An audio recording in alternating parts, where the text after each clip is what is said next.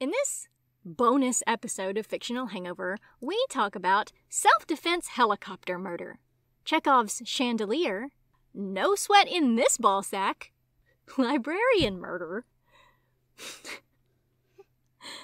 No, I can't. Can't say, hang on, it's coming. Hang on, it's coming. Hang on, it's coming. And a very important question. What color will the next book be? Blue, lime green, or orange? In our discussion of A Shitload of Crazy Powers with Jackson Ford.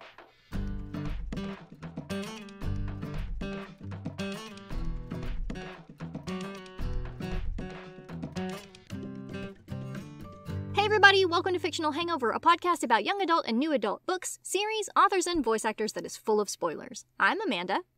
And I'm Claire. And today we're going to discuss Shitload of Crazy Powers with Jackson Ford! Woo! We love him so much. Enjoy! We're so lucky that he always comes back. No one wants to be here. No one wants to be inside my head. A dark and scary place full of teeth. I don't even want to be here. I'm leaving. No, you can't leave. You can't leave. If you leave, can you just put Tundra in your place and we'll just talk to Tundra? Cool. He has a lot to say, mostly about how I'm a dick for not giving him snackies. What's wrong with you? I know. I'm a horrible person. You are. Snackies are important. Super important. You should have access to them 24/7. You should. Always snacks and always scritches. Always. Snacks and scritches. That sounds like it would be a really good dog rap song. Snacks and scritches, bitches. Yes, that is where my head went. Yes. Fuck, I've missed you guys. Thank you for having me on again. Really do appreciate coming it. Back. Yes. Fuck yeah. Thanks for always agreeing to come back. Good lord. When are you going to get tired of us? When you get tired of me. You're like, oh, fuck, we're doing Jackson Ford again? Fucking hell, it's been 10 times already. Oh, what? No. Over it. Are you the winner now? Am I the winner of what? Being on the show. I thought it was Kandara Blake. I think, I think Kandara. Yeah, I think Kandara still got you beat. How many times has she been on? She was on once in the Before Times. She was on once with me in a solo episode before, also in the Before Times. Mm-hmm. She was Anti-Goddess, the Buffy book. In Every Generation. And there's the threat of coming back for after you finish watching Buffy, just to talk Buffy, and the Halloween episode. Yeah, so that's six times she's been on. So shit, I got some catching up to do. You got to catch up, but then also you had the library thing that I forced you to do. So yes, that kind that's of true. Counts. You forced me to do. I just stalked the comments on that one. I can't believe you stayed up to watch the whole thing, Claire. It was. Yeah, I was impressed with that too. Yeah. I'll be honest, I was in bed watching it. That's just what you want to do. Be in bed watching Jackson Ford. I had a cup of tea and everything. I was like, right, okay, let's watch it. I'm glad I was worth staying up for. There you go. Couldn't do the next one that somebody else was doing, but I stayed up for that one. Yeah, because he's the best. Oh, yay! Yeah, you see, I remembered this time. I know. Thank you. I don't have mine today. I'm unbranded. What? Oh, but you've got branded curtains. That's much better. I know. I'm so fancy. Yeah. My branding is behind these books. They might look familiar, but I had to cover the branding. I've seen those somewhere. I hear they're a bit shit. Well, they've got shit on the title, so I mean, does that recommend them? So good. Anyway, let's be serious now. It's not a thing. Okay, so we got to play Would You Rather. As per usual. Claire, are you going to ask the first question of our favorite Jackson Rob? Are you not going to do the introduction first? Why? Because we always go, would you rather? Do. It's time! Pew, pew, pew, pew, pew. Does that... Pew, pew, pew! No, it's fake. Doesn't have the it's fake same now. effect. It's fake.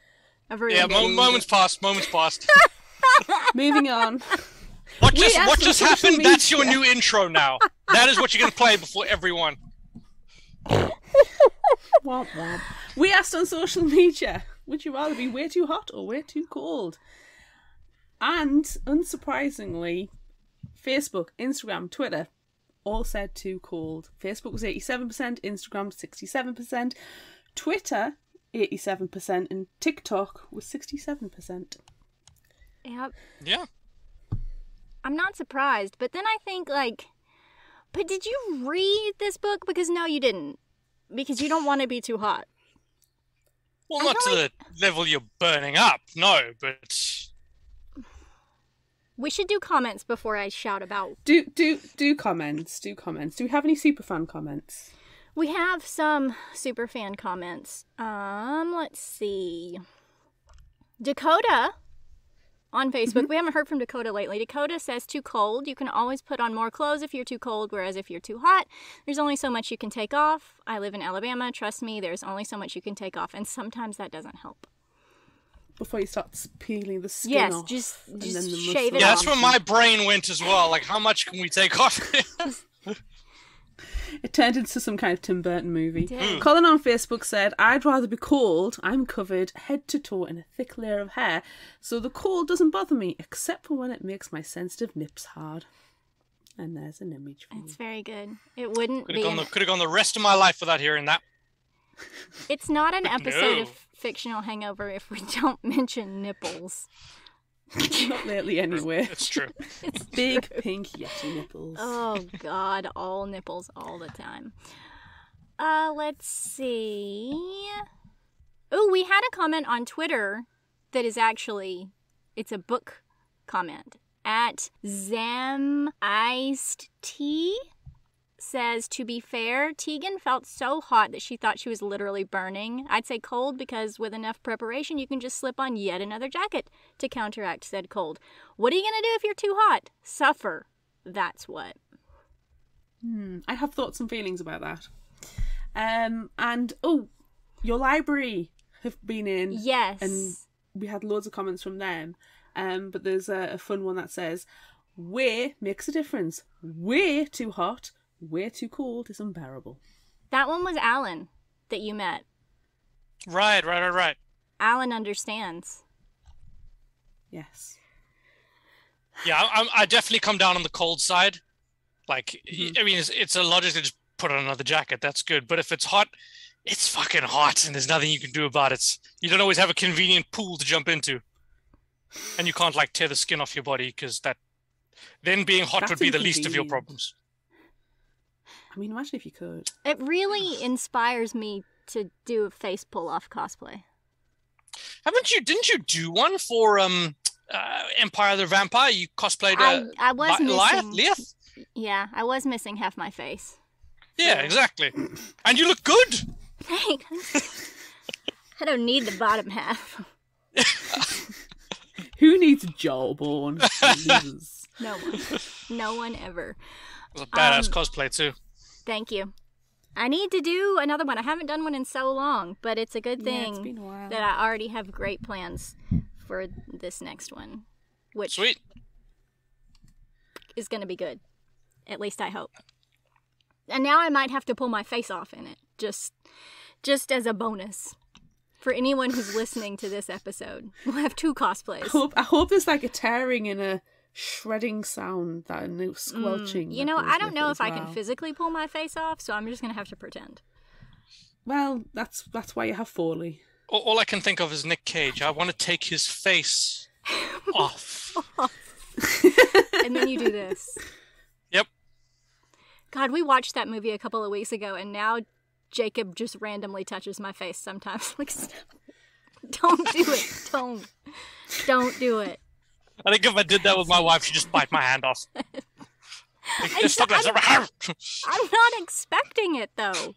If I was, if I knew it was coming, then I could get my teeth in. Then where's the fun? Where's the fun? Yeah. Random face touch. Surprise random face touch. Oh. No, I'm not. Anywho, are you being too hot or are you being too cold? I am being too cold because I feel like if it's because of, brain manipulation, tag teamed with Adam, I think I would rather be too cold. I don't want to, like, envision myself burning down in a house fire. Yeah, I'm with you. That's pretty horrifying. Yeah. I feel like more damage would happen then, too. I don't know. Although, having said that, I have had actual proper hypothermia once, and hypothermia sucks. Ooh. Oh, I don't like that. What happened? Yeah, no. No. My friend had a bachelor party thing at one of those obstacle courses in the UK, and he decided that he wants to have this in February. As Claire, yep, that Claire's making the face like, yeah, no, I'm seeing where this is going. And there was fucking ice on all the water obstacles, and at one point we were submerged up to our chests. And I mean, I'm a skinny guy usually, but back then I was even skinnier, zero fat on me. I was very underweight. And the second I stopped doing the obstacle course and stopped moving, I just started shaking. And like, I wouldn't stop shaking no matter how much they put me in the showers and put hot water on me. They were like, this guy, we might have to take this guy to fucking hospital. And I couldn't like do anything. I couldn't move, couldn't think. Hypothermia is the worst. No permanent damage, fortunately. We got it sorted, but fuck, it was scary for a bit. No. I don't like that. No, that's an entirely bad idea. No, I don't like that story. Saying that, I'm still opting for too cold. I mean, Yeah. hello, I live in the UK, I'm used to the cold. I've done Newcastle on a Friday night wearing very little. It does not bother me. That's another level of hardcore, yeah. I'm a hardcore northerner. If it snows, then we consider getting our big coat out. Consider. But yeah, I've literally been so hot that my brain has stopped functioning, and I thought I was having a stroke. So Jesus. And it was Christmas Day. That was great. It was, and literally the thing that caused it was because I was in a hot dress in a hot kitchen with the door closed and no window open. It just got too hot that my brain just stopped, and I thought half of my body just started not functioning, and it wasn't until I changed outfits, opened the door, stood outside for a little while and cooled down that I actually started functioning again. So you basically suffered some form of heat stroke, or like minor heat stroke. Mm-hmm. Jesus. Yeah. Yikes.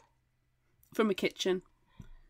Getting too hot. Like literally my brain just goes, no. And if I get too hot now, and if I'm in the kitchen, I will put whatever I'm doing, turn all the hobs off and the oven or whatever, and I will walk out and I will leave it. I don't care if the food gets spoiled, because I do not want that happen to it ever again.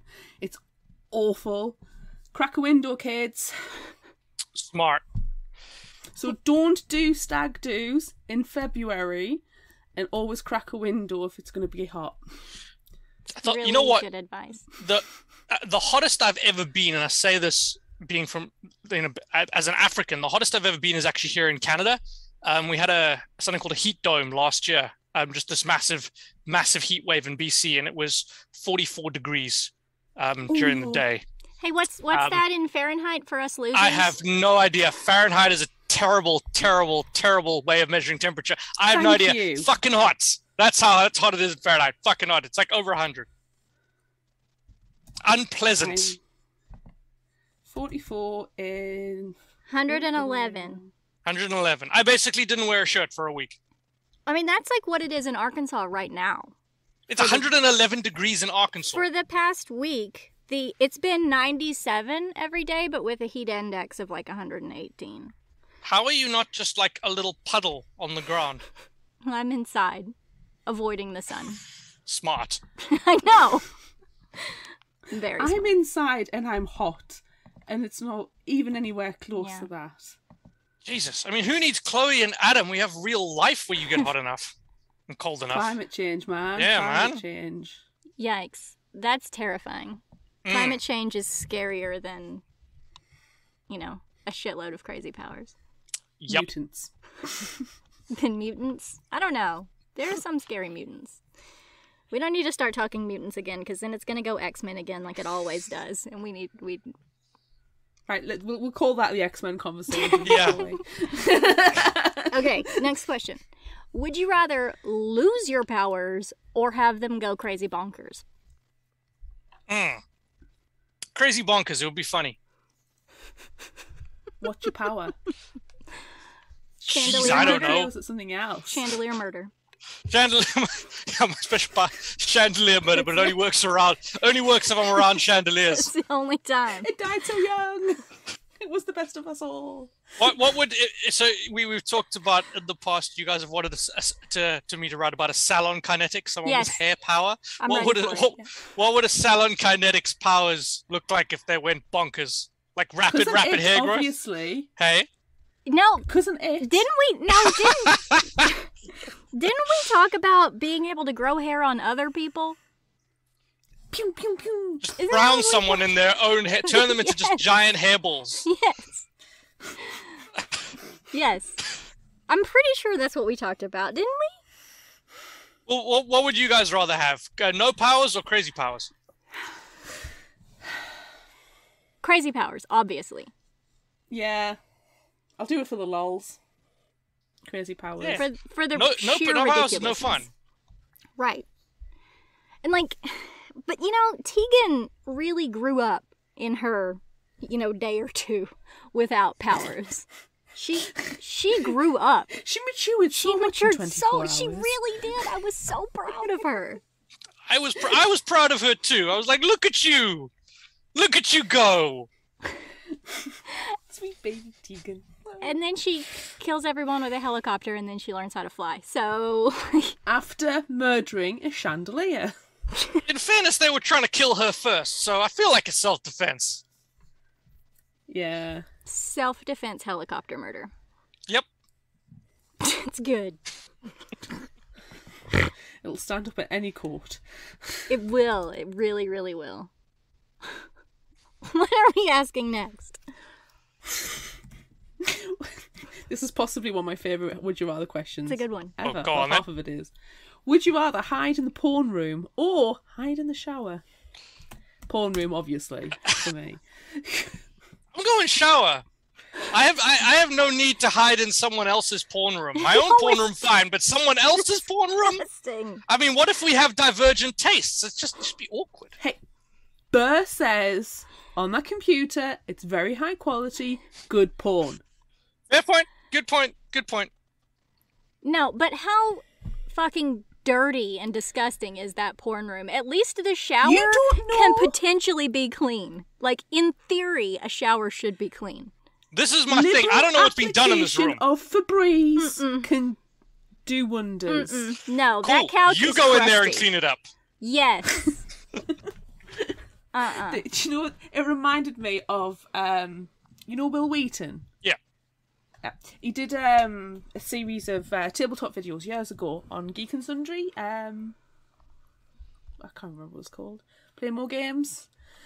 And they had the studio that they filmed it in. They used to do this like little post chat on a sofa, and all of a sudden the sofa changed, and it changed because they found out that was a porn sofa because it was a hired studio. Somebody had seen the sofa in a porn video, and they were like, "That sofa looks awfully familiar. That's our sofa." Oh, so then nobody would sit in the middle of the sofa, knowing that some guy's sweaty butt crack's been there. I think there's been worse than a sweaty butt crack. Well, much yes, worse. But... Which is worse, sweaty butt crack or sweaty ball sack? Would you rather? Oh Lord, I pass on that one. You're the only one who can legitimately answer this question, though, so you have to. I've never had someone sweaty ball sack on me. But you have your own. No, actually, says you. That's not true. That's not true. I played high school rugby. You get tackled. You just got to accept that shit's gonna happen. Dude, you've been on stag do's. By your own admission, in this exact phone call, you've been on stag do's. Yeah, so far, to my knowledge, no one's put their sweaty ball sack on me. But you also have your own. You come equipped with your own sweaty ball sack. I'll have you know my ball sack is perfect. No sweat. It's crisp. I keep it sparkling clean. I'm insulted. No sweat in this ball sack. I'm just and you can notes. quote me. Hold on.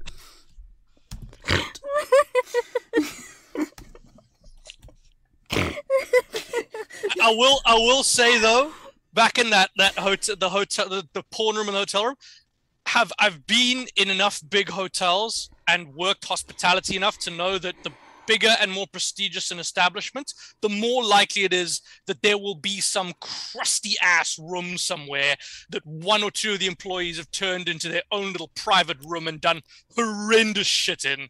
Like the bigger the place, the more likely you are to get somewhere like that.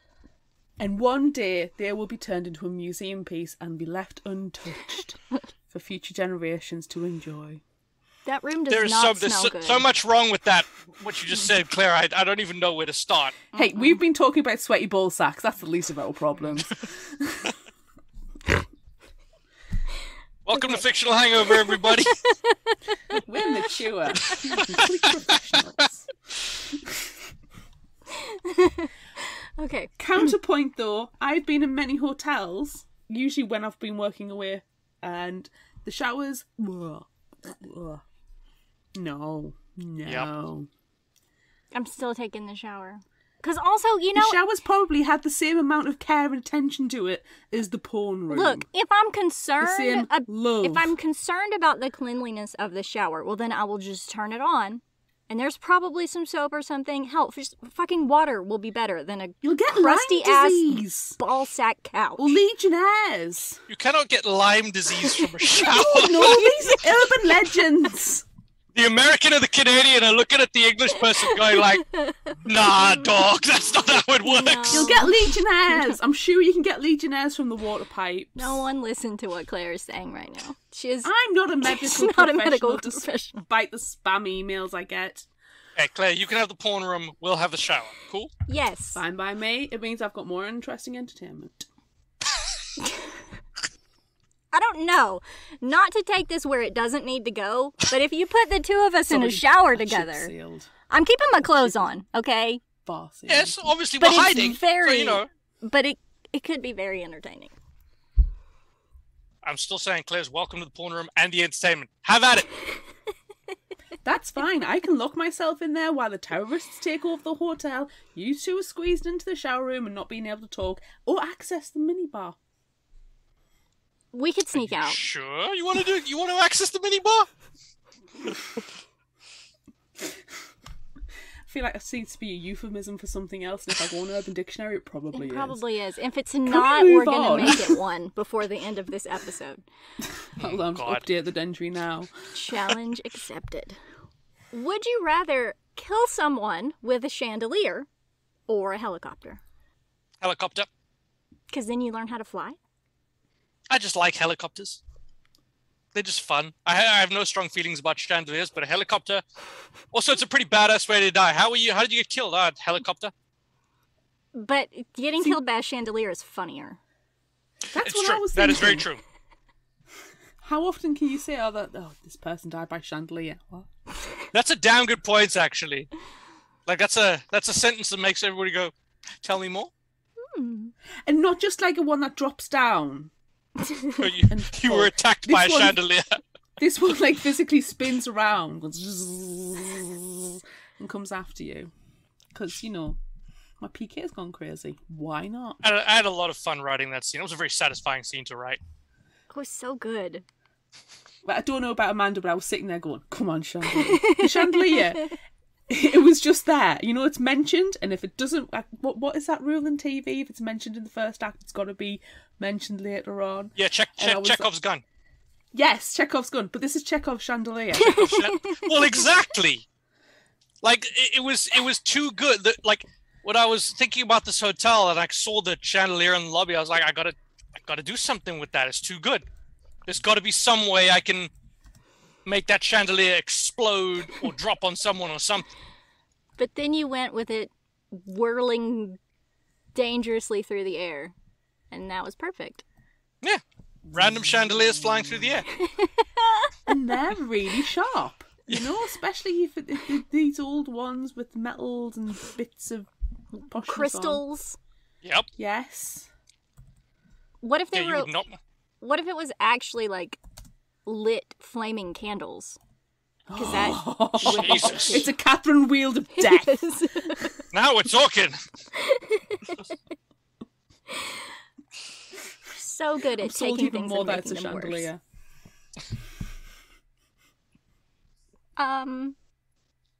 What? Last question? Yeah. which you literally wrote just for us. If you didn't, I'm taking it as if you wrote it just for us. Because you included an actual would you rather question in the text of your book. Do you want to ask this one? Did I really? Yes. Would you rather work for the government as a superpowered secret agent or spend 12 hours a day doing nothing but debearding muscles and cleaning grease traps? If you didn't write that for us, you, like, on purpose, you did it subconsciously. I definitely did it subconsciously. I didn't remember writing it until you told me. That's cool. Yeah, you know what? I wrote it for you guys. 100% was thinking of you. I'll take it. I'll claim it. I mean, I'd be useless in a professional kitchen. I'd freak out and burn myself or others. So I'm going to go with working for the government, probably less dangerous. Tegan might want to work in those kitchens. Not me. No. Well, we've already established the kitchen's a dangerous place for me. Yep. I'm going to work admin. But you, I'll man. just fetch coffee for people. It's safer. I mean, I'm in it for the superpowers. Do I get superpowers? Yeah, superpowered secret Sure. agent. Yes, then I'm superpowered secret agent. Duh. No, you've already said you're in the kitchen. We're already locking you in the kitchen. Yeah. I'm not. No way am I going near that kitchen. No. We're getting you a really fancy dress and shutting the kitchen door. Can my superpower just be to fetch the coffees and get the orders perfect every time? I think that's a very useful superpower. Yes, that can be your superpower. And always get the last blueberry muffin or whatever, pastry of choice it is before they run out. A pastry kinetic. I like it. It's just good timing, really. Yeah. Efficiency, time management. Yeah. Knowing the baristas. Like a time management superpower. Could be pretty good. What was funny was I actually did a little research for this question. I got a chef buddy here, and I took him out for a drink. And I wanted to know, like, what is the single worst thing that someone can do in a kitchen? Like, what is the job that everyone hates? And he went on a rant for like an hour about the various jobs. And I think he spent 20 minutes on how much it sucked to clean grease traps. Like, it was like he'd been waiting all his life just to, like, spool this out and get this off his chest. Yeah, I don't want to do that. Yeah, me neither. You've saved him therapy. Thank you for your public service. He gave me research. Quid pro quo. We good. I just had to clean an air fryer that came back to the library that was disgusting, and I wanted to cry how greasy it was, and I was scrubbing dishes in the library, and I didn't want to do it. It was Your gross. library rents out air fryers? Yeah. That's what I was thinking. We check out a lot of stuff. Kayaks, air fryers. You serious? Yeah. We have Your libraries are not like my libraries. No, we've Yeah, already same. To be fair, though, your libraries also have books. Yeah, that's true. So I also had to Sabine County clean... Library is banging. Yeah. Wow. Yeah, it is. I also had to clean a shovel this week. They didn't do you the courtesy of cleaning the shovel before it came back to you? No. Library patrons take advantage of us. Clearly. that is really rude. Someone could have been murdered, or their murder could have been covered up with that shovel. And you know what? I just cleaned it off and was like, okay, I'm going to check it back out now. Yeah, but if you find a bit of skull and, like, blood and hair sticking from it, you kind of look and go, maybe I'll not clean that. Maybe I'll call the police. Yeah, I do try to use good judgment when cleaning murder tools at the library. You could help solve a murder. And could. There is a book in here somewhere. That's what I was thinking. I had no idea you could check this kind of stuff out from the library. There is so much potential here. We have a good collection. Is this an Arkansas thing or is this an America thing? There's lots of libraries with libraries of things. That's what it's called. Library of amazing. things. I've heard of toy libraries and clothing libraries for, like, usually for younger children, because obviously babies and toddlers grow out of things so quickly that most of the time they're still in good nick. So I've heard of those and I've had access to those before, but not like equipment. Tool rental, you go. Yeah, that's a new one. DIY shop. Yeah, we have a rake, we have a shovel, we have a garden hose, we have kayaks, we have life jackets. We have... Oh, now I don't know how much I would borrow a life jacket from a library. I'd be worried about tampering. Oh, no. They're returned in good condition. Parachutes? We don't have parachutes. That could be dangerous. I'm not sure I'd check out a parachute from a library. Because, I mean, they're, it's pretty much like one-time use unless you get a professional to repack it. Can you repack a parachute? I don't know anything about parachutes. Yeah. You do repack a parachute, and they train you really, really well for obvious reasons. Yeah, we don't have that kind of training. That's above my pay grade. Is this why you have random stuff as the prizes on the summer reading program, like metal detector and greenhouse? Yeah, because we have weird stuff. We have our library things. We had the prize this week was a metal detector. Next week is the greenhouse. We also have a robot vacuum coming up. No one who goes to the library is listening to this, by the way, except for maybe Alan, but he works there. So. And here I was thinking your job was just dealing with books. No, whole different dimensions of this shit. No. Multiple different dangerous objects. Books and tools. No, you need to come and hang out in my library one day. For sure. It's a good place. We also have a maker space with, we have a glow forge now. And a glow forge? Yeah. Yep, it's really cool. It's a really fancy laser cutter. We have good stuff. Do you have a 3D printer as well? We have 3, 4. We have a lot of 3D printers. Wow. I know. Yeah, we're very fancy. 3D print the murder weapon, loan the murder weapon out, clean the murder weapon on its return. Yes. And then check it out to someone else. And then check it out to someone else. Muddy the paper trail. Yeah. Yeah. Oh my God. To track it. The story ideas. I mean, the story just writes itself at this point. Just name the victim now when you sort it. Yeah. Who do we want to kill? Whoa. In Arkansas, though. Can the librarian be the murderer? Can the librarian be the villain? Because... Yeah, you got that villain vibe, so yes.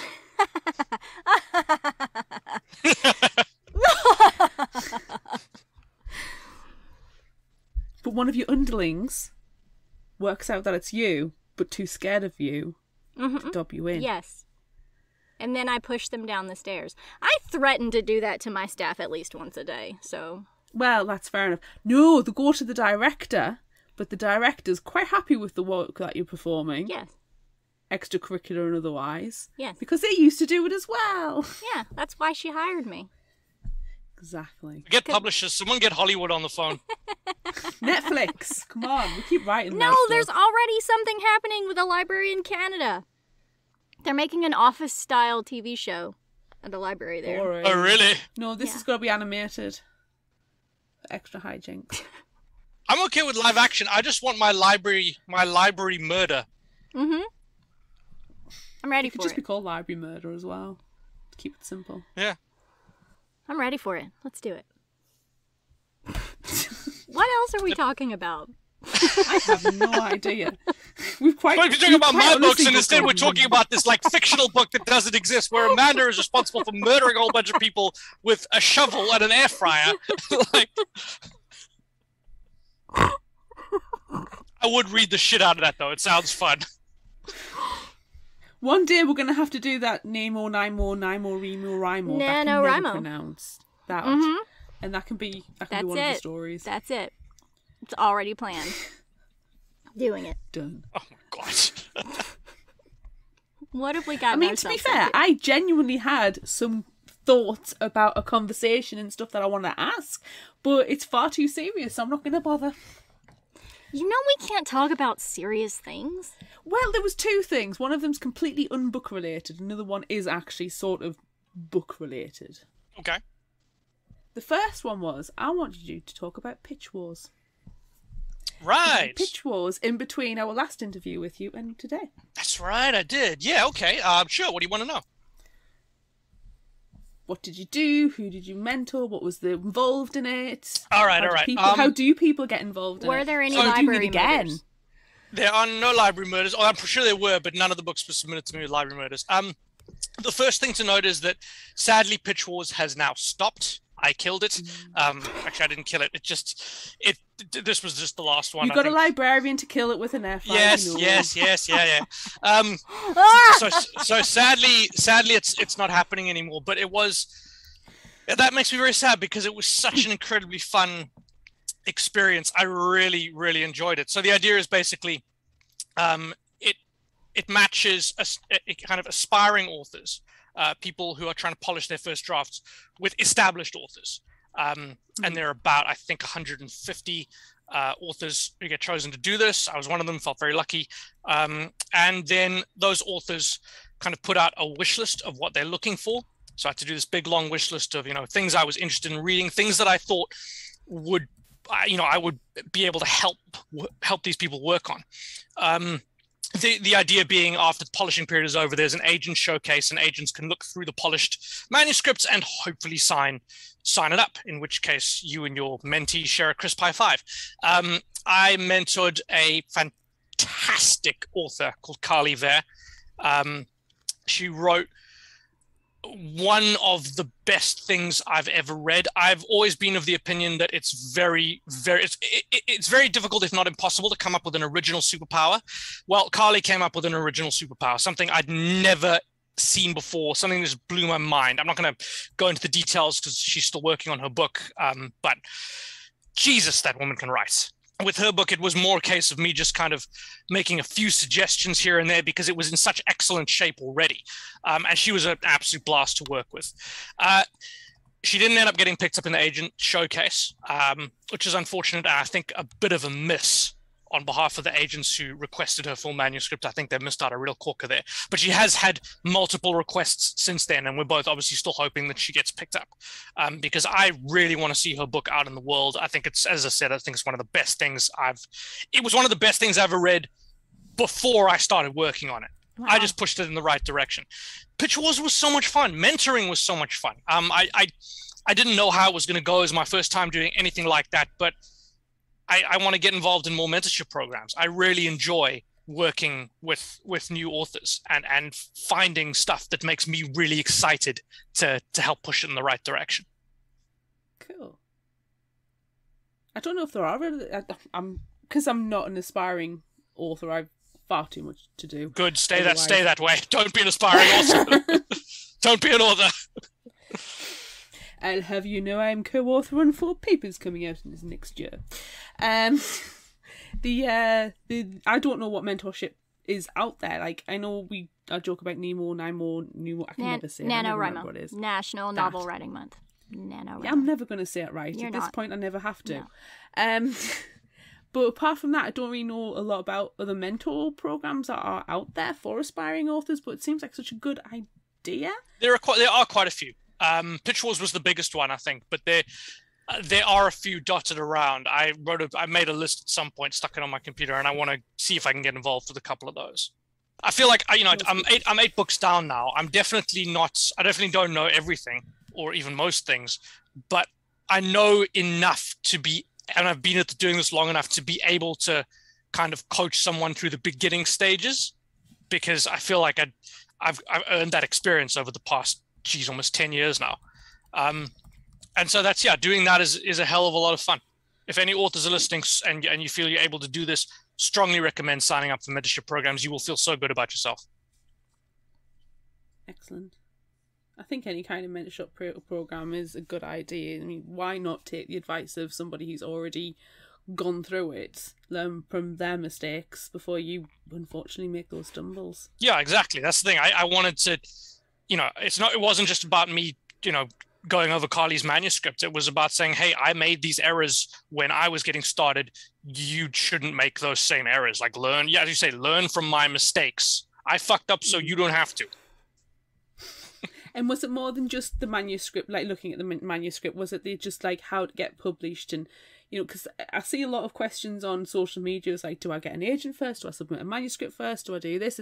It's like the background information that nobody tells you about when you've got an idea for a story. There is some of that. I didn't have to do it much with Carly. She's incredibly switched on. She's very aware of the process. I didn't have to do any sort of education around that. It was more just sort of, all right, this is what I think the agents will be looking for. This is how we can adjust your book to make it a little bit more commercial for a wider audience. Let's see what we can do. So, I was very lucky in that sense. I got a very intelligent, very switched on mentee. But yeah, I'm sure that's a big part of it as well. Well, I am excited to read her work, and it sounds like it will be a perfect fit for Fictional Hangover. Really so if she wants to come on, we will read and we will talk. When she gets published, and it is a when, not an if, and you guys don't have her on, we're going to have words. You got to get Carly on here. To my face. Yep. Come and say it directly to my face. If nothing else, I just want to see you guys geek out over the superpower she created, which is crazy. I want you to tell us, but I don't, and I'm sure you can't. Yeah, it's not mine to tell. No. I'm like, I need to know. I really, really want to know. I'm sure Carly herself will tell you if you ask her, but I can't. Like, as I said, it would feel wrong me just spoiling it like that. No, don't. I mean, we're all about the spoilers, but, Not spoilers of things that have been written and published. You don't spoil it for us. Yeah, exactly. We can't take our own medicine.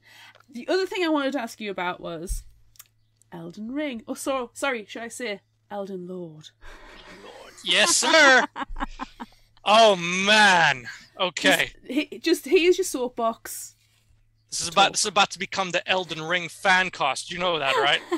Go for it. I've watched many playthroughs. I watched Jacob play it for hours. So yeah. Hours.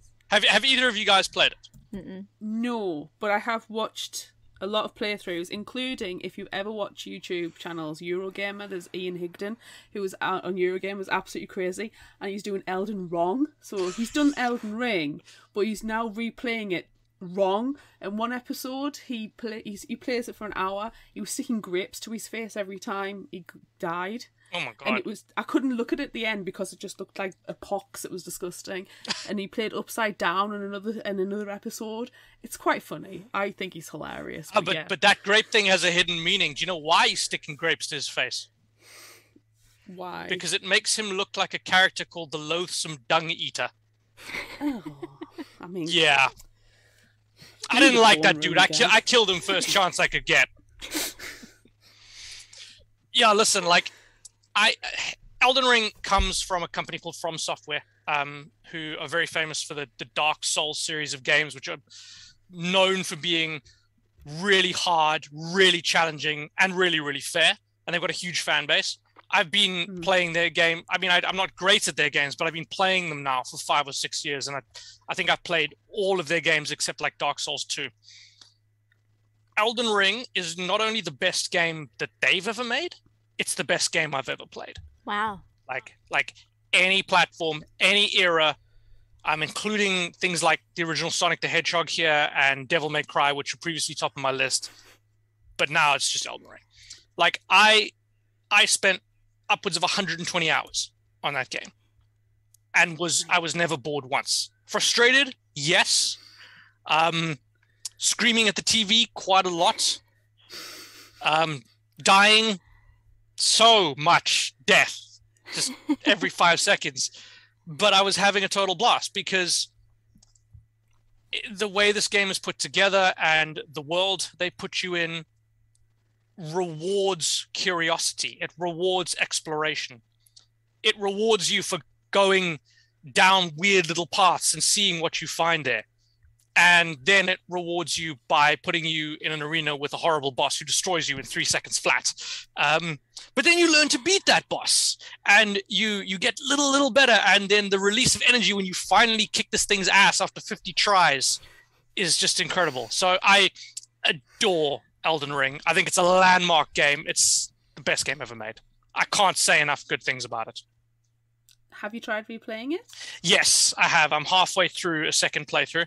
I'm very much enjoying being super overpowered and I have a weapon called the Rivers of Blood, which is a katana that has this superpowered ability that can cause a status effect called bleed, which whacks a lot of HP off. I just call it the boss deleter. Because I run up to a boss, I smack him 4 or 5 times, and amazingly that boss is dead. It's very satisfying, especially when the boss is someone who killed me 50 to 100 times. in the previous Revenge, playthrough. bitch. No, exactly. You know, in the latest Batman movie, where they go, "Who are you?" and he goes, "I'm vengeance." That's how I feel.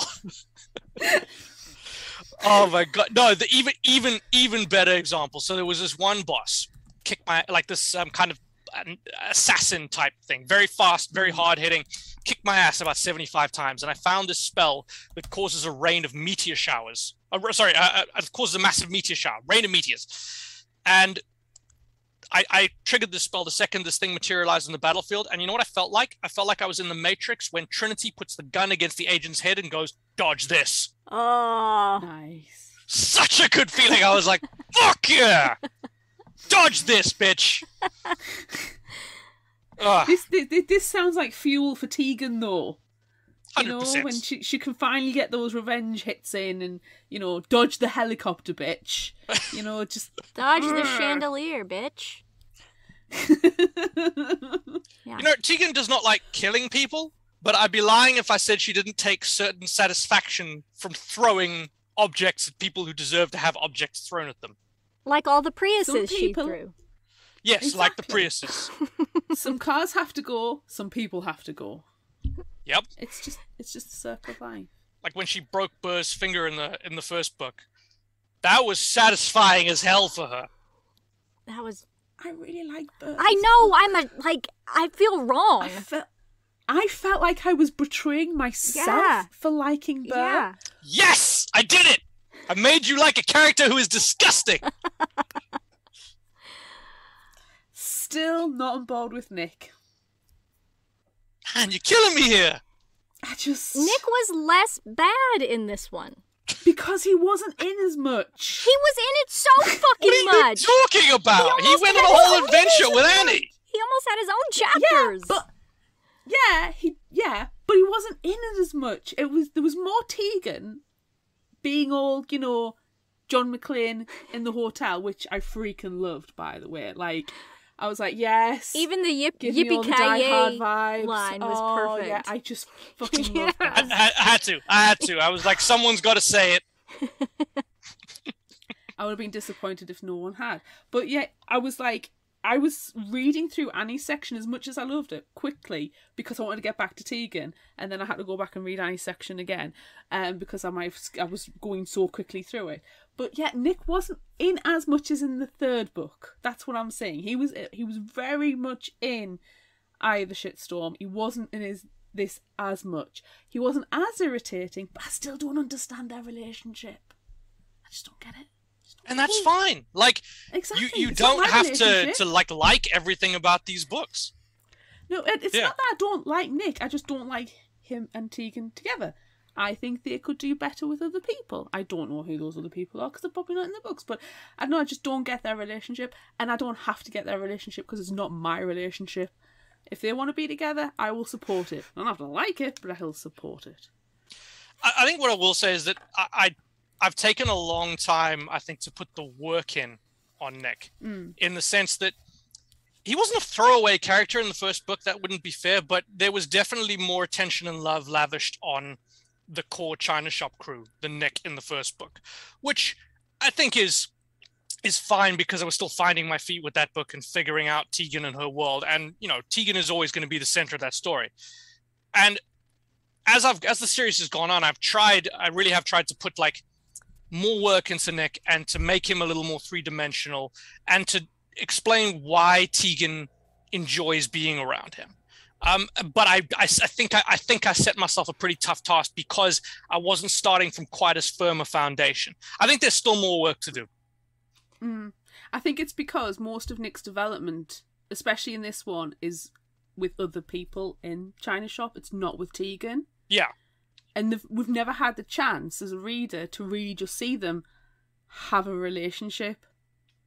Because there's shit everywhere, flying everywhere. There's so much going on that they've never been given the opportunity just have a nice date or just go to the movies or just hang. We've never really had that opportunity to have that no quote unquote normality between them.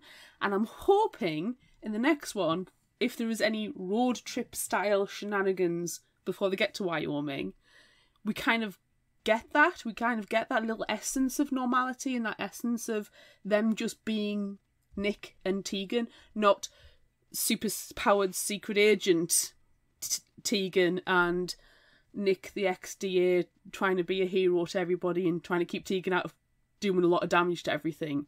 You know, I hope we get that kind of, like, connection. I don't think he's going to do that anymore. After he stood up to Annie, treating Tegan like a baby, he's not going to do that anymore. I did enjoy that scene. Yes, cool. that was amazing when he was like, yeah, Annie was getting a little bit too maternal with Tegan, not really seeing her as an equal, but now she does, so it's great. Yeah, I'm glad you enjoyed that. Like, a question about the book as well. Yeah, and you're probably not going to answer it. Okay. So, back in Wyoming, when Tegan was 10, when her parents were killed and Adam went crazy. 16. And was it 16? 16. 16, sorry. Did Chloe manipulate Tegan's body temperature to think that she was burning alive, and then Adam put it into her brain that she was burning alive, and fake the fire, and her parents are potentially still alive? The fire wasn't faked. The fire was real.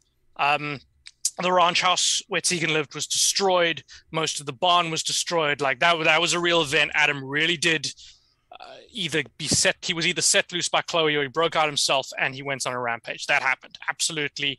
Unquestionably. It wasn't a dream, wasn't a Tegan illusion. That happened. But that is a really interesting idea that you got there. Maybe Chloe saw that Tegan was in trouble and forced her to get the hell out of there. I hadn't considered that yet, and I know that when 5 comes around, that's probably, like, we're going to spend a little bit of time in those memories for reasons that I can't get into. That's a really interesting idea. I really like that. It just, there's something about when I was reading those scenes, I was like, did this actually happen? It just seemed so natural because they did it when they were fighting in the hospital parking garage. Like, that's immediately what Adam and Chloe tag teamed to do. So it just seemed the one thing I would say though is they were a little bit younger back then, so they might not, like, Chloe might not have had that ability to affect temperature. Right. Yeah. But they also are twins, and you know, there's the whole theory with twins being a little bit more in tune with each other, and you know, knowing what each other's intention are. That it's not, they have a lot of non-verbal communication. Yeah, okay, they locked Adam up in the barn for a little while, but that doesn't stop the fact that Chloe and Adam have a different connection than what Chloe and Tegan do, or Chloe and Adam does. And I couldn't get out of my head that the twins had planned or plotted or done something, and Chloe seems so guilty about leaving Tegan behind that I was like, did they plan that in the first place? Because I don't know if I can answer that, in the sense that I'm not sure myself. There's so much of... I didn't think you could. There's so much of that particular night in this fictional universe that I don't know about yet. Yeah. Like, all I have to go on are Tegan's memories of it. You know, maybe if Chloe at one point ever gets her own chapters, which would be fucking awesome, then maybe I'll dig a little bit deeper into it and I'll be able to come up with a more coherent explanation of what went down that night. Because now obviously there are 3 living witnesses to it. So yeah, maybe we'll eventually find out what happened. But I can't answer that at the moment. Like, I just don't know. Yeah. Yeah.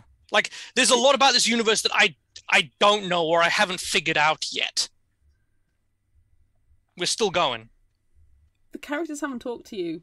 I mean, it's depending on the way your writing technique, it's like, it's an evolution. There's things yet to be discussed about the past. I mean, we don't know a lot of the history. You know, it's like with Reggie. You know that she was in the army. You know that she was in the Black Hawk helicopter. You know that she was hurt.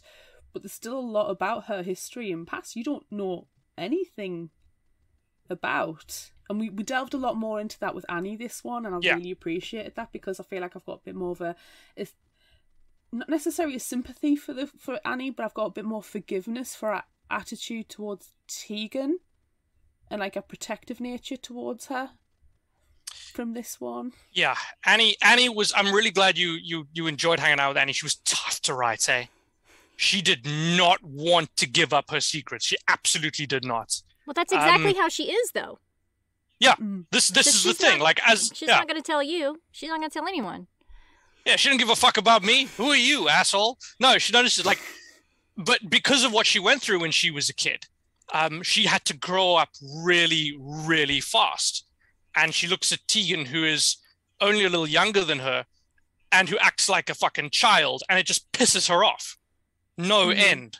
And it doubly pisses her off that she's actually quite come to like Tegan. Tegan just gets on her tits sometimes. But yeah. It's a very sibling relationship. And she wasn't allowed to do that when she was a kid.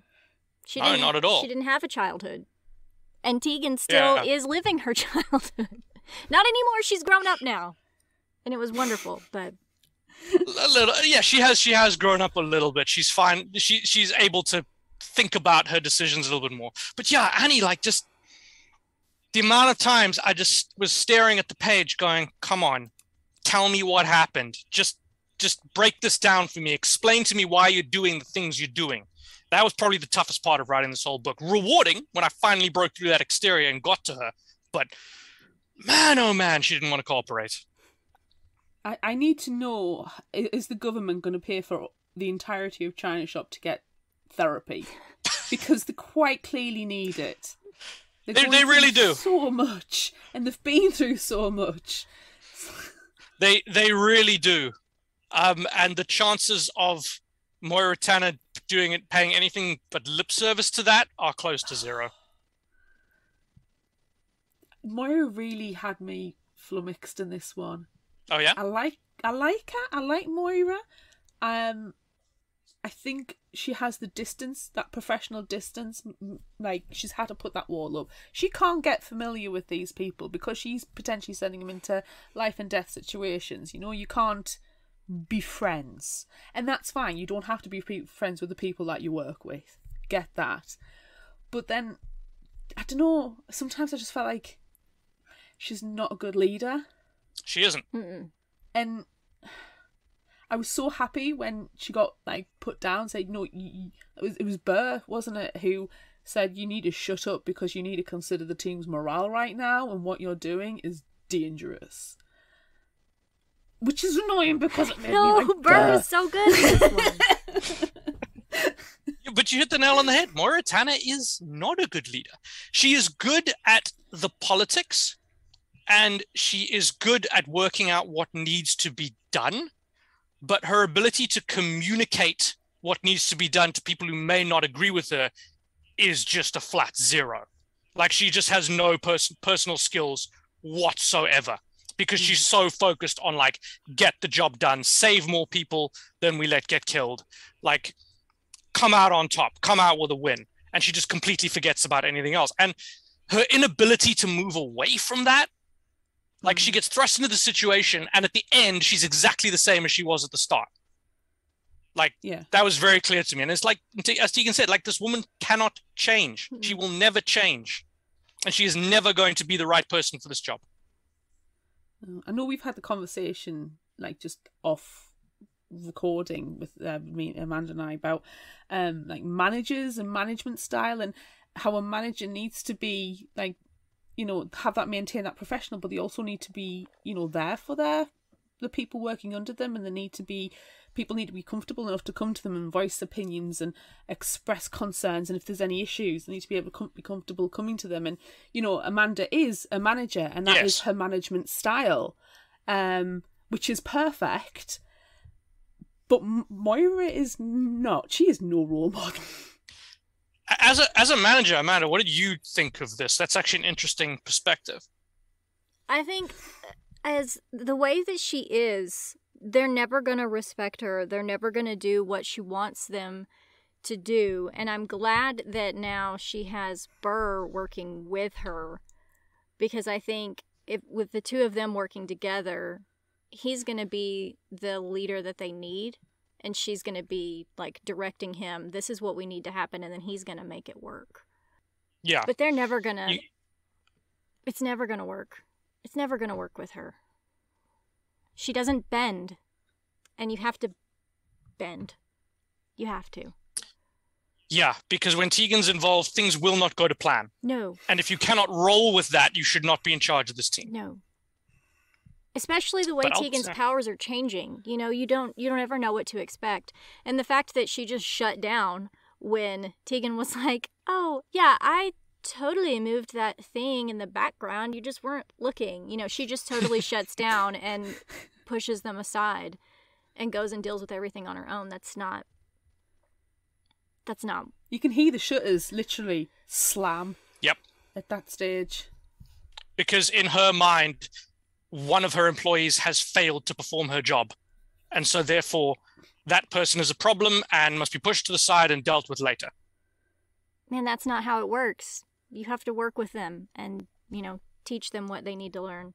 That's part of the reason why, like, I wanted to become a manager, because I felt like I've already done everything. I mean, I've been working in libraries for 15 years. I've been doing this for a long time, and so now I want to teach what I know to other people and see them grow and see them flourish.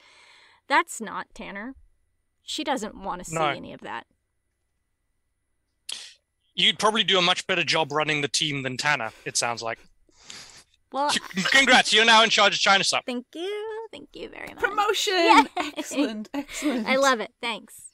I'm glad. But you know, it's funny. I come at it from a slightly different perspective. I've been a manager too, and I sucked. But I sucked from the polar opposite reason to Tanner, because I care very much about the people underneath me, and I care very much about, you know, them doing as well as they can, and then I just completely neglect the details of the actual job, and I don't get shit done. So I would also be absolutely terrible at running China Shop, just for completely different reasons. I had a manager like that before, and his first meeting ever with us was, yeah, I'm a terrible manager. I will guarantee your holidays, but do not come to me if you want any development. And we're like, oh. At least he was honest.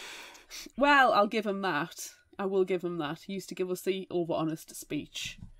Or drag us down to do the over-honest speech to the new starters. But yeah, it's finding that middle ground, isn't it? Yeah. I don't know if Amanda would have hired Burr, though. Book 1 Burr, no. No. And Book 2 Burr, what a prick! No. Even worse. He'd be on disciplinary. Yep.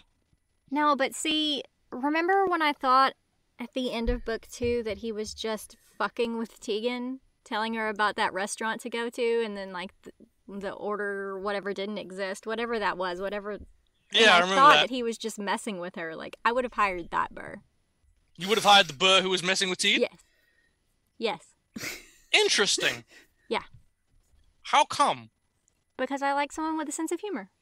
I told everyone earlier in the episode that I threatened to push my staff down the stairs every day. Like, you gotta do it. So you would hire Burr. Fair enough. It's the lovable asshole syndrome. It's my favorite type of person. Shrug with innocence. Mm-hmm. I've also told lovable them. Assholes are fun to write and to know. And to be. And to be. Yes, absolutely. All three of us can confirm. Yes. We are all lovable assholes. To be a lovable asshole with a Fictional Hangover lovable asshole t-shirt available at our Redbubble store. If you do not make that into a t-shirt, you have missed a golden It opportunity. already is one. Really? I'm gonna go buy that. I want a lovable asshole t-shirt. Already exists. It already exists. I already own Excellent. it. That's what I should have worn today. My lovable That's why you're the asshole fucking shirt. champs. I forgot. I've literally just laundered. I got one for my husband, and I've literally just laundered it. I should have put it on. I'm gonna wear that to my next con when I start traveling again. Lovable asshole. Yes. Excellent. We'll send you one. I'll wear it to my next meeting with my publisher. And then they'll say, "Excuse me, don't come back." Yep, pretty much. Ooh, you could get one in a lovely shade of yellow, and it would match your latest book cover. It would. It would. I like the yellow. I was secretly hoping for purple, because then I could make all sorts of Ghostface killer jokes. But I feel like they did the right thing with the yellow. It looks great. Yeah. Oh, what colour's the next one going to be? Can't say. I literally can't say. I have no idea. I'm kind of hoping for green. Green's my favorite color. So. I was thinking green or blue.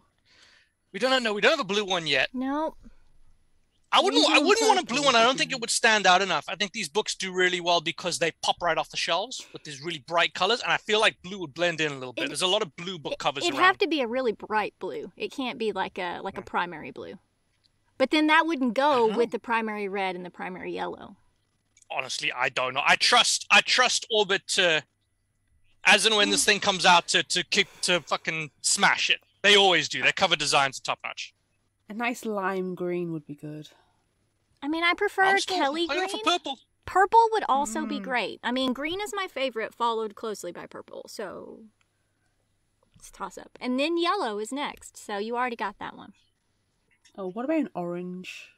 Ooh, orange could be good. I'm going to throw orange into the mix. I would not mind an orange cover. If you look at them like next to each other as well, you've got to think, well, what's going to pop after yellow? Because the yellow pops after the red. And the red oh yeah, you got to think of them kind of in order, don't you? And see, but black, white, red, yellow. But then I like orange. Yeah. I don't know. Does it need to go orange or does it need to go blue? Because then you've got your primary colors and then black and white, which make all of the colors. You got to think about the sunset palette or Roy G. Biv. Sunset palette. Nice. You've got a nice rainbow. I don't know. I can't wait to see what it is. I have no say in it at all. Should predict now. We'll see when it's out. This is a fun. See who's the winner. Whoever wins gets a prize. Okay, I know it probably won't be purple because I think orange is more likely. I'm gonna go with like a bright neon orange. I like that suggestion, Claire. That's a good one. Well, if you're going orange, I'm going lime green. All right. Okay. Amanda, you sticking with blue? Yeah, I'll stick with blue. I feel like it needs to be blue, but like a bright blue. It's not going to be dark. It's going to be a bright blue. Frost Files sequel sweepstakes are open. The winner gets a lovable asshole T-shirt. Hooray! In the colour of the book. Yes! I was happy that this one was yellow for another reason because I have a fantastic bright yellow hoodie, and I was just like, that's perfect. My author photos are sorted. Unboxing video sorted. I love it. Do you know what I did the other day? I started going in ready for when the next book comes out, and you do another competition to get a scribbled on book, which I am still. I know, me too. I've purposely gone in, and I have a document now ready to go with all of my hyperlinks in. Oh man! Because I'm terrible at remembering to enter competition. I am terrible, and I will literally at 5 to the hour go, shit. The entry needs to be in at midnight. Is it what he said midnight? But is it GMT? Is it whatever time zone he's currently in? Oh my god! 5 to the hour. Send the email. Send the email. You were entered in this one. Be cool. You were entered. I'm sorry your name didn't get picked. This is a massively popular competition. Like it generates every time I run this, it generates hundreds of entries, which is fucking awesome.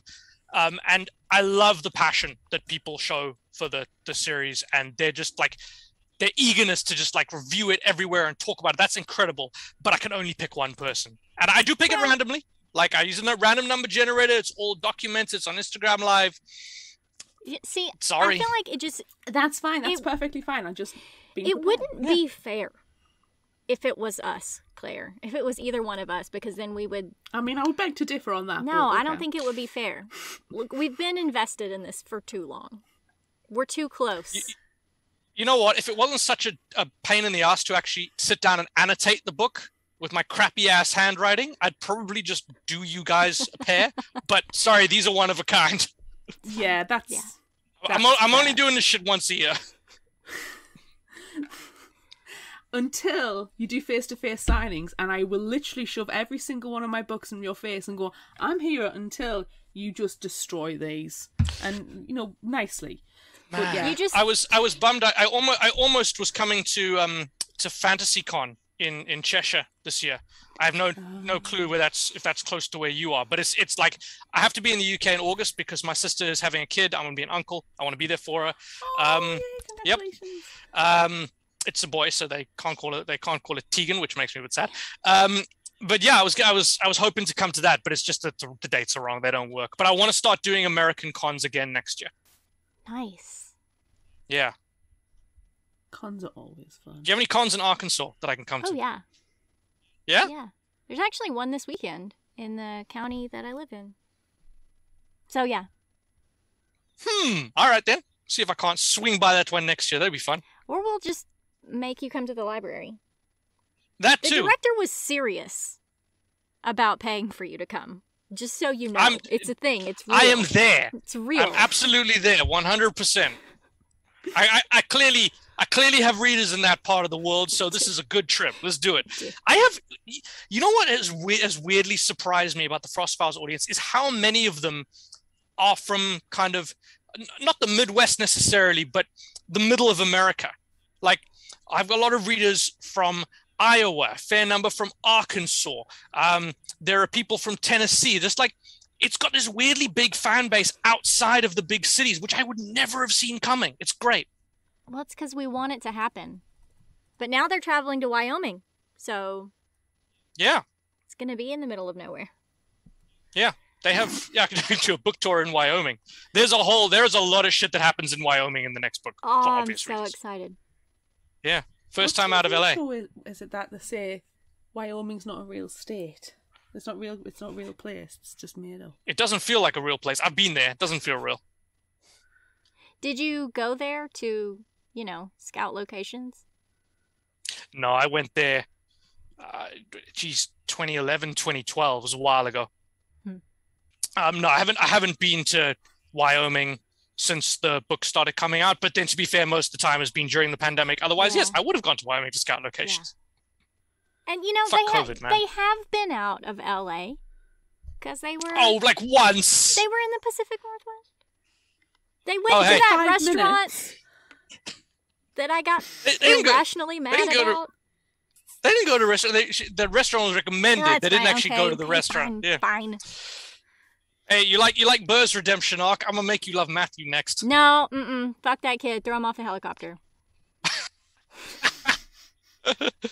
Watch me. Nope. Watch me. Challenge accepted. Nope. He's gonna become lovable. Nope. Fuck that little shit. Nope. Not doing it. We'll see. I'm so torn. I'm still conflicted. I still look at my own son and go, Nah. Hey, Claire, I'm sure your son is completely lovable. Notice how I didn't put the asshole on the end of that. I'm sure he's lovable. And he's not a Matthew. He's a lovable asshole. He is. He's not an asshole. She has to say that. She has to say that out loud. Yeah. Oh, no, don't get me wrong. I might be a parent and he is, the apple of my eye and I adore him in every way, shape or form, but he can do wrong. He is not flawless. I know you talk about Pokemon and he's going to talk your ear off. You better be asleep right now because I did go and check and he was still freaking awake not long ago. So, yeah, but I know I am not, the kind of parent who can't see their kids' flaws. It still just freaked me out that when I was reading the book, his obsession was with natural disasters, and he was obsessed with this natural disasters book and kept giving me all these earthquake and volcano facts and about the Ring of Fire and did you know this is in the Pacific Northwest? I'm thinking, this is too real, this is too You're like, yes, I did know. Ask me how I knew. I just learned it. Tell me more. Well, I'm sure your son doesn't actually want to destroy the entire western seaboard. Or does he? No. Can I throw him off the helicopter? No. He did actively participate in some... when I was telling him about the battle, I said, the villain in this book is a child called Matthew, and described, he's like, that's like me, Mummy. I'm like, yeah. Is he though? Is he though? And I did take the book to the beach to take some pictures of it. And he was like, can I be in the pictures? So it is his hand in the pictures. And, I do have some ones we didn't put in with him blurred in the back. Can't see his face, but he is an active participant. So there is a genuine Matthew in in the book pictures. Chef's kiss. Mwah. Yes, I love it. No, throw him off the helicopter. Yes. Kill him with the helicopter and or the chandelier. No, my look, though, he'd be thrown off the helicopter and go, "Ha, look, Mummy, I can fly." Yep. Oh, man. Nope, only Tegan. I do want Annie or somebody to buy Tegan as a joke, like a Supergirl outfit, just for shits and giggles. Or That's a like terrific Supergirl idea. T-shirt. I'm gonna make it happen. We're making that happen. Just out of just to see it in the gift shop. There you go. And she's like, "Really?" But puts it Like, on and fuck you, Annie. loves it. Seriously, fuck you. And Also, this is awesome, but and fuck then you. she puts the cape on and she's like, okay. Yeah. And she, Be like, yeah. It gets to a point where she's got it on underneath her shirt, and it gets to a point where the shirt rips, no, and you just but see she the doesn't. S. She rips it with her mind, and she just explodes out of it. That's what's happening. I'd be sued. I'd be absolutely sued straight up. DC would just be like, nah, dog. Can't do that. It would make for a really Fine, good cosplay, she just gets though. gifted the T-shirt by Annie. Yeah, no, I think she needs a cape. She needs a cape. We're gonna have a scene where they give her a cape. She needs a cape. It needs to happen. Oh my god. And then During the road trip, they're going to go to all those American things where it's like the world's biggest ball Yes. of yarn and Yep. stuff, and they're going to be like, "Can you fly over that?" And she's just going to be bounding all over these ridiculous monuments. Jacob and I actually just talked about going to see the biggest ball of twine in Minnesota, from the Weird Al song, because we just saw Weird Al a couple of weeks ago, and now we've just been singing Weird Al songs, and we talked about road tripping to actually go and see it, and now I want to even more, wearing a cape. You have the best country for road tripping, by the way. Road tripping in America is amazing. Yeah, it's so fun, because there's just random shit everywhere. Yep. Flying through the air, It takes days even. to get anywhere. It does. I'm sad that when we moved back from Seattle that we didn't get to spend more time on the road. But Did you drive all the way? Yeah. I put more miles on my Mini Cooper in that drive than I did the entire time that we lived in Seattle. Yep, that tracks. I didn't drive at all for 3 years. Like, maybe 100 miles a year.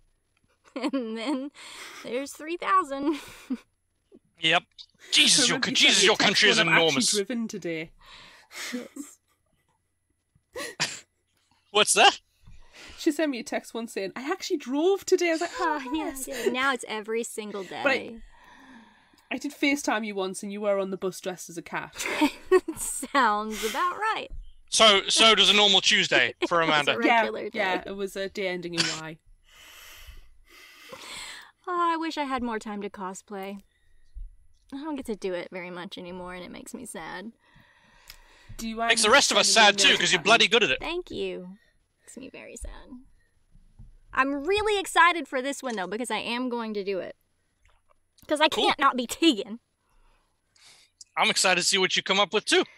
The last one raised the bar in just a fantastic way. Being covered in powdered sugar. Was that what it was? It was powdered sugar. Yeah. No, it was meth. It was really great, though. Because Should have just owned it. No, it could have It's been because amazing you what you got can like loan out of the library these days. you to anyone who's listening, go and look up Amanda's last Tegan Frost cosplay, because she has Tegan high on meth and she's just got these like crazy eyes. Just perfect. oh, that was so fun. We were standing in that, like, disused lot across the street, and I stood there, like, I put my arms out and I was standing there with the crazy eyes, and then I told Jacob, just do it, and he threw a handful of powdered sugar in my face and then took the picture. It was a good time. And you had on an Exhibit Restless tank top with the inner rap nerd in me just went like, fuck yes! If you No one will get that but me, but fuck yes! if you describe it in the book, it's going Yep. to happen. Quite how you're going to do Tegan falling out of a helicopter, I don't know, but I wish you the best of luck. No, it's gonna be good. It's gonna I'm gonna sure. put some of my other cosplay talents, on display. I'm so honored, by the way, that you do choose to to cosplay this character. I've had fan art done before. I've had fan fiction done before. Those are amazing, but cosplay is a whole nother level. And it just makes me so fucking happy when you do it. Thank you. I really enjoy it. Really, really enjoy it. Especially after the first one. And you were like, oh, no one's ever done this before. Like, oh, now I have to do it every time.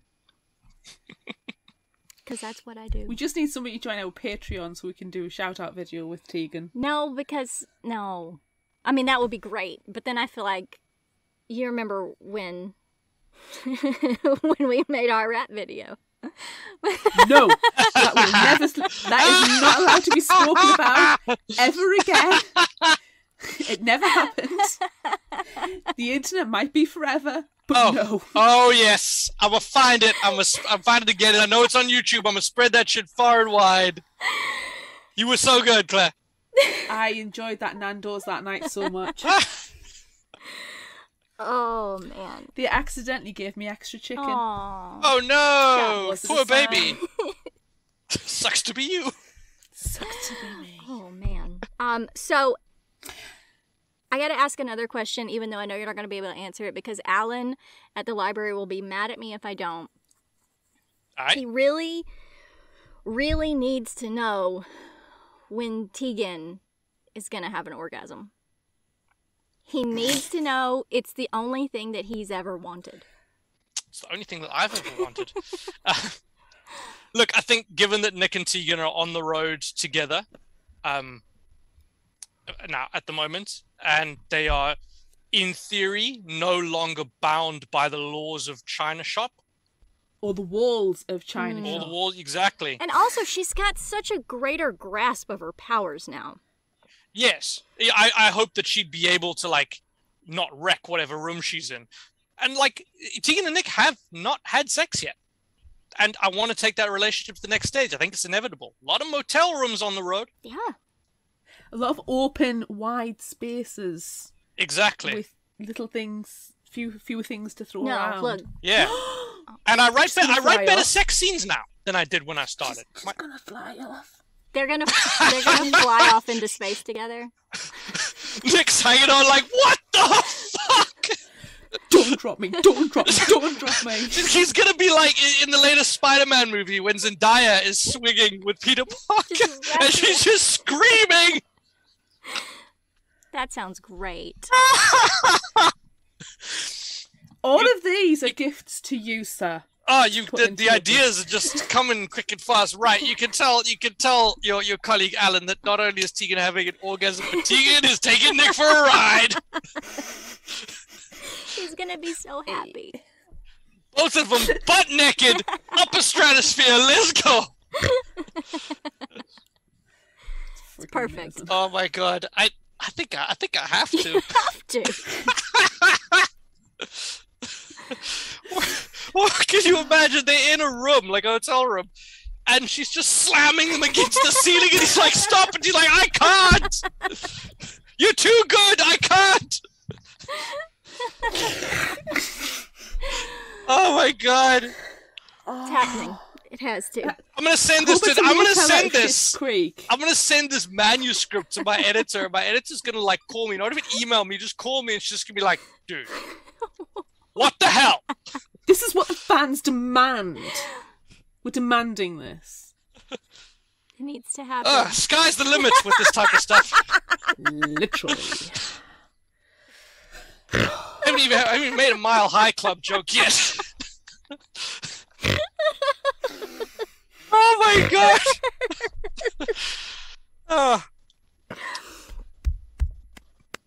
Oh.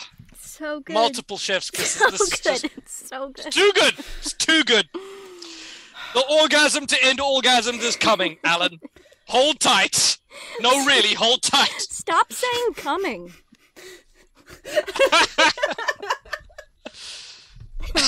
Okay. Oh, damn. It's good. Oh my gosh. It's a good time. Oh man. Do you put like explicit warnings on your podcast like 18 only? Might have to this time. Oh my god. I'm going to get a text of my mother again. Just tell her to skip this one. No, It's so good. It's so This is the good one. This is where it gets really good. Courage. I just pre-warned her that there's going to be swears. It's made of swears. Yes.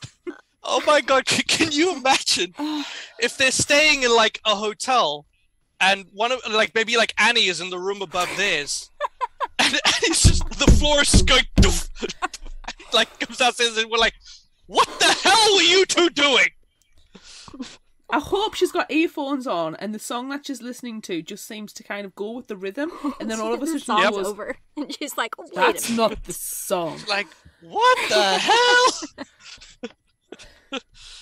Dude, you earned that Supergirl t-shirt. Yep. Oh, it's terrible and fantastic. Okay, I'll make it happen. Some version of that. Some version of that has to happen. It's too good. It's too good. I can't wait for the next one now. I mean, I couldn't before, but this is just yes.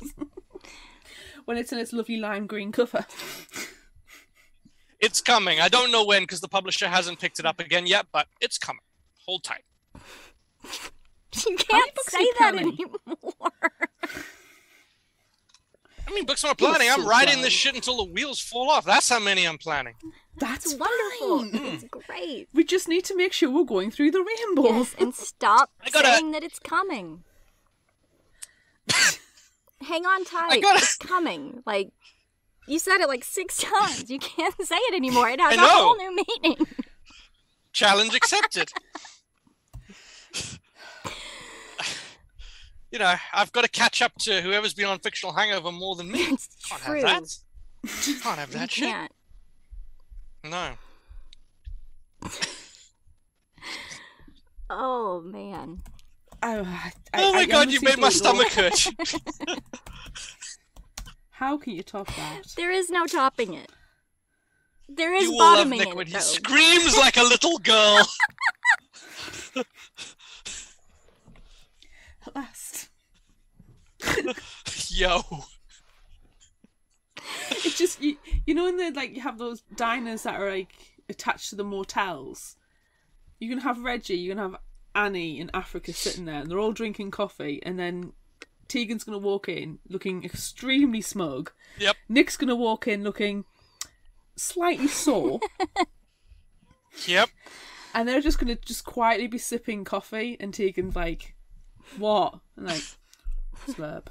What? Judge. Judgy stare. Judgy stare. Look, she deserves Oh, it, okay? Damie. She's so... She God, she deserves deserves it. No one has needed an orgasm more than Tegan, other than perhaps Moritana. I don't think that would work with help. Moira. Mm-mm. Nope. No. I mean, you cannot tell me that Moira does not have a bottom drawer full of electronic devices.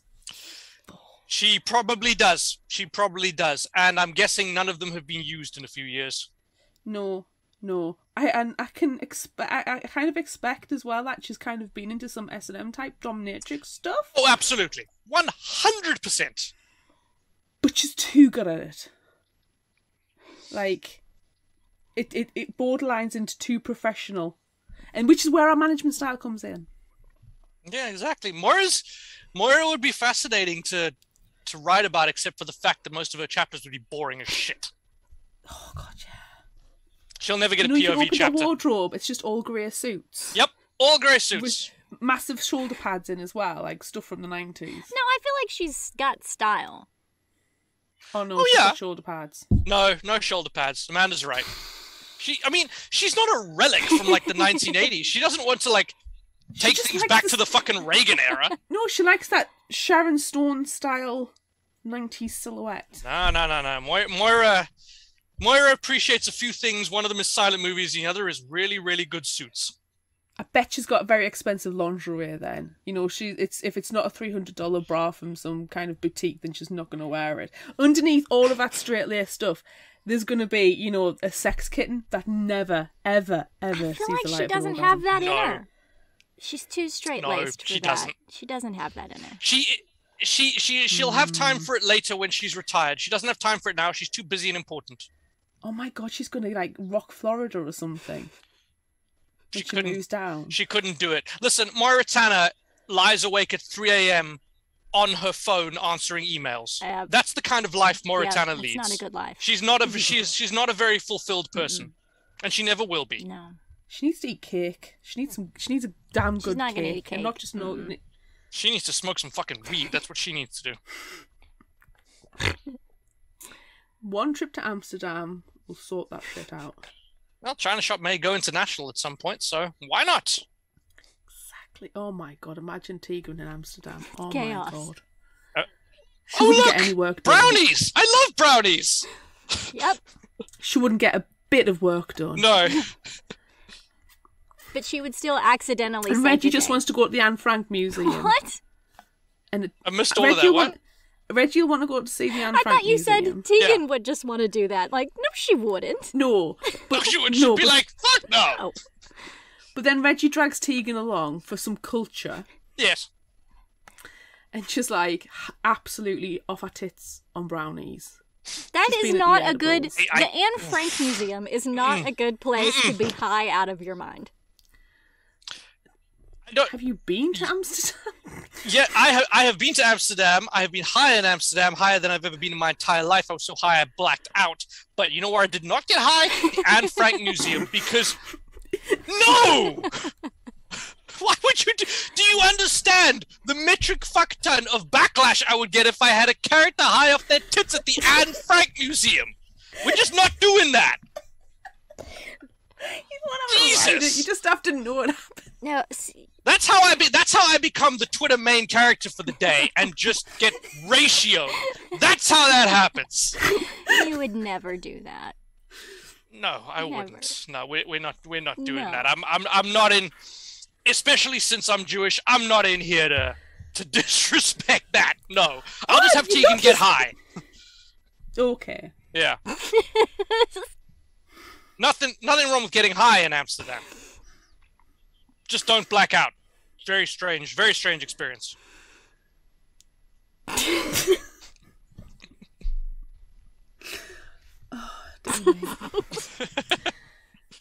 I'm going to quickly look at the ferries over to Amsterdam. If I hear about a disturbance at the Anne Frank Museum, I'll be like, No. okay, that's where she went. That's where she went. When the next, 2 months of episodes are just me by myself, it's because Claire was arrested at the Anne Frank Museum. Once again, Claire will not be No, joining I us. She is can't. currently in I a don't Dutch like prison.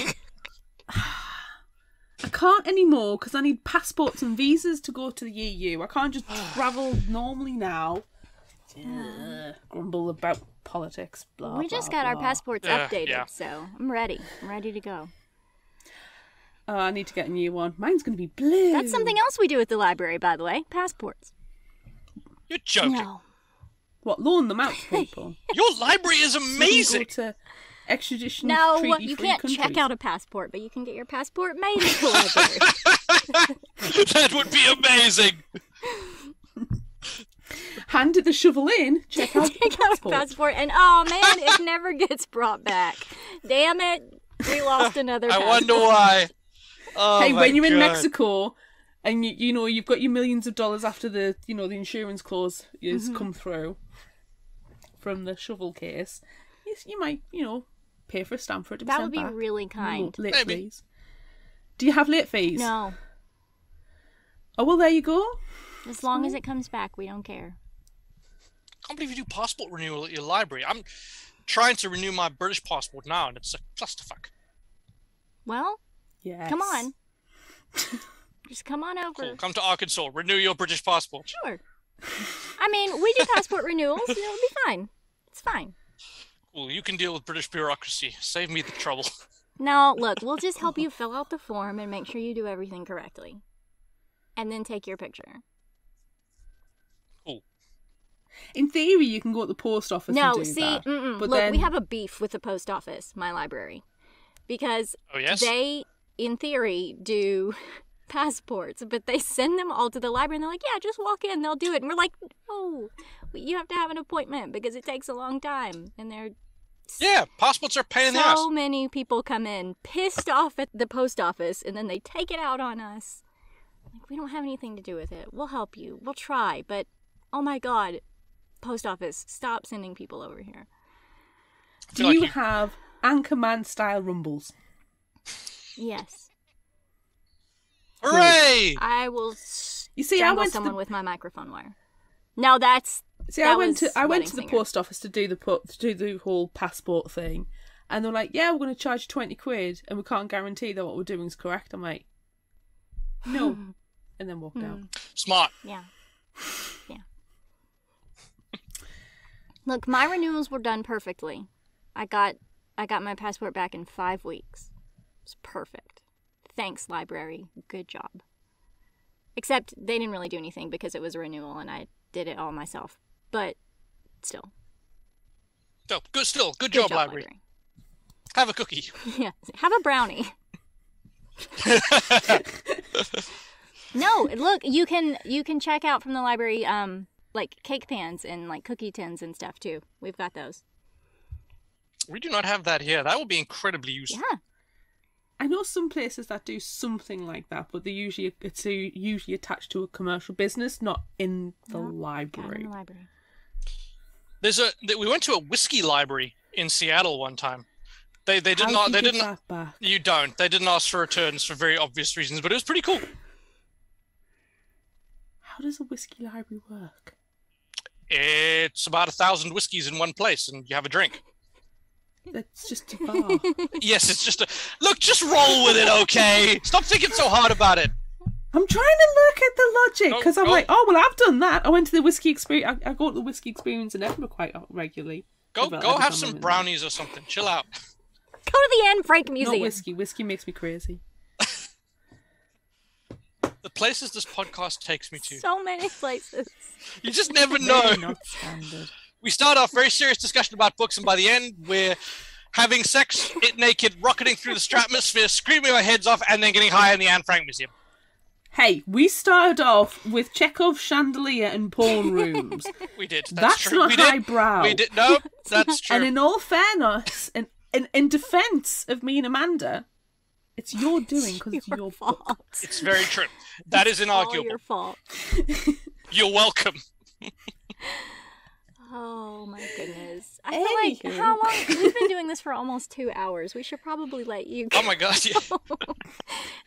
I've got to go. I've got to go in a minute anyway, but no rush. I think that your episodes are the longest. And the biggest pain in the ass to edit, I bet. No. She doesn't edit anymore. She lets the mistakes all go. I do. I let that one a couple of weeks ago go. Arcane reciprocity. I'm so proud you only messed up once instead of 80 times like you did in that one episode. I literally, you can ask Colin, I have been practicing how to say that. Arcane reciprocity. Yes. She couldn't say it. Yes. Okay. She couldn't say it. And I had fangs in as well. No, you can't blame the fangs. I'm blaming, the fangs are in some part culpable. You should be used to them by now. But yes. Literally 3 o'clock in the morning when I was awake playing like bloody Ticket to Ride and stuff on the iPad when I was on holiday. Wide awake at 3 o'clock in the morning going, Arcane reciprocity. Taking lane. Yes, win that game. Arcane reciprocity. Literally at 3 o'clock in the goddamn morning. Never let anyone say you aren't dedicated to this shit. I was very tired the next day. I bet. Why? I woke up and I literally snapped. The thing is, when you're very, very tired and you go to bed and it's a reasonable hour and you think I'm going to have a good full night's sleep, but then you actually only get about 3 nights sleep, but it's really good sleep, and then you snap awake and you're like, well, I'm not going back anytime soon. Yep. And because I was in a hotel room and I had a sleeping husband on one side and a sleeping child on the other, which we've already established could destroy the world, didn't want to wake them up, so I just got the iPad out because I had physical books, one of them being Shitload of Crazy Power, and didn't want to put the light on to disturb anybody. I was just playing app versions of tabletop games on the iPad, going Arcane Reciprocity. See, I can't say it. I had a full-on conversation with you. Were you mad at me? Were you mad at me? No, I was just laughing at You're myself. mad because I'm... And going, I bet so many people are laughing at my intentions of being able to say an arcane reciprocity. You got it now, though. And I'm just forever saying arcane You got it. reciprocity. Because I'm not You going got to it now. You're going to wake up at 3 in the morning tonight and just sit bolt upright and scream, arcane reciprocity! Your husband's going to be like, what the hell, man? Oh, he knows. He knows. And laughs and mocks. Oh my god. Okay. Wow. Anyway, Anyway. that's the end of this chat. And I might edit that part out. Maybe. Maybe. Oh man. Okay. Well, thanks as always for joining us again. Thank you guys just for the amazing support you give me and the series, and for your enthusiasm. I love coming on the show with you. It's a fucking highlight for me every time I release a book. So thank you. This is brilliant. You know, you can just come back without having released a book too. Yeah, but I feel bad though, because you've got so many other authors who deserve a little bit of that fick hang shine. Just come back for Would You Rather. Play the game for 20 minutes and bugger off. It's fine, and we'll class you it. could do that. Yeah. I might just. But then, it'll devolve into like a 3-hour long just bullshit There's exercise. nothing wrong with that. We're not taking responsibility for that. And also, I mean, you're never going to beat Kendara Blake if you don't just start popping up randomly. That's true. I gotta put the hours in. You gotta put 10,000 hours. You gotta get your 10,000 hours of Fictional Hangover. You do. We do have a live episode coming up, so maybe you'll have to pop in on that one. Just randomly show up. I think I will. I think I'm gonna have to. I think I'm gonna have to come say hello, just for like 10 minutes. You have to just crash it. Just hello. Oh my god. Does this count? Yes, it counts. It's another episode. Hi everyone, and the audience is like, oh it's this dickhead again. Gosh. Oh my gosh. Okay, we love you so much. I love you guys too. Okay, get out of here.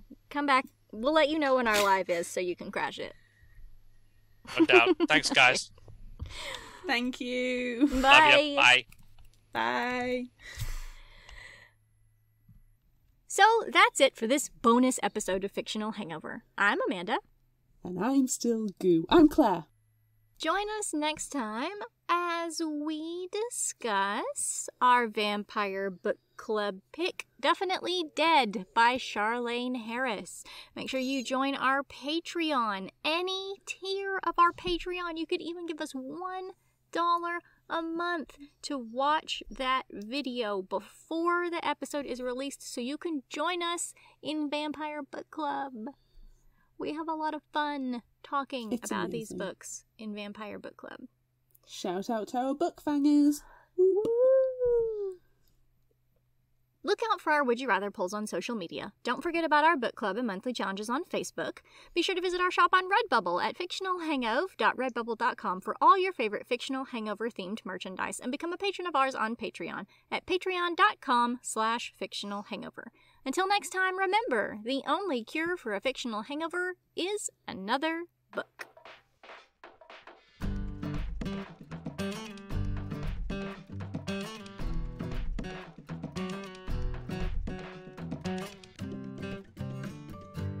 You can find us at fictionalhangover.com, follow us on Instagram at fictionalhangover, find us on Facebook at facebook.com/fictionalhangover, and on Twitter at fictionalhangover, no ER. If you like this episode, check out our others and rate, review and subscribe so you don't miss out. And finally, special thanks to Liz Emerson for our music. You can find her on Facebook and Patreon. Thanks for listening.